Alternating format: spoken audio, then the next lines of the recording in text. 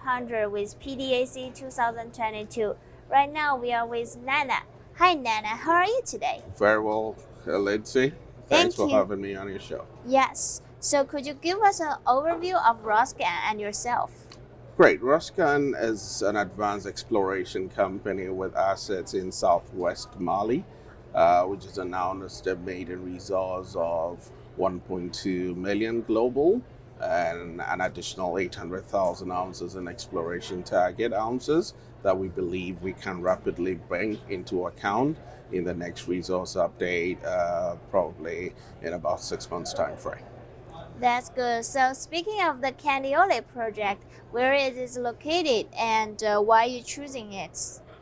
Well, Candiole is actually in southwest Mali, like I said, and it's right in the midst of very advanced projects like the Fekola mine that is doing an annual production of 500,000 ounces. And that's about 8 kilometers west of us. And then to the north of us, about 30-40 kilometers, we have the Lulu Guancoto complex owned by Barrick as well, also doing about 500,000 ounce production.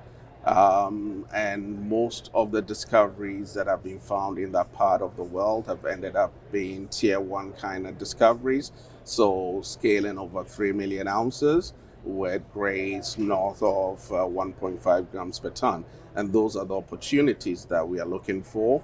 We've made about 7 discoveries, early stage years, but we're very convinced that we're working towards one of those kind of discoveries, which is definitely going to be a game changer. That's good. So you recently announced the Interim Resource. Can we have some details of that? Yes, the Interim Resource came up with a 1.2 global, over 1 million ounces in indicated, and at a 0.5 gram cutoff, you're looking at a 1.5 gram material. But these were very high quality ounces because 85% of this was in the indicated category. So we don't have to raise that incremental money to go drill them out to move them up categories like what other peers would have to do. We can just move forward with engineering studies right up. And within that profile, we have about almost 400,000 ounces of extremely high grade gold at around 2.6 grams. What is more exciting is the strip ratio on these ounces that we've delineated in the interim profile is extremely low, and it points to very high economics. So we're very excited. We've been able to showcase that with an update that did not cover all our 7 discoveries. We've got 3 that are not reflected. We've been able to show that size, and with subsequent updates when the other 3 come through, including our exploration target, which is about 800,000 ounces maximum, we should see a really large-scale project here that surely would be very attractive and would support a standalone operation around the level of 100 to 150,000 ounces a year for more than 10 years. Good. So what is your plans for next year and the year and a half?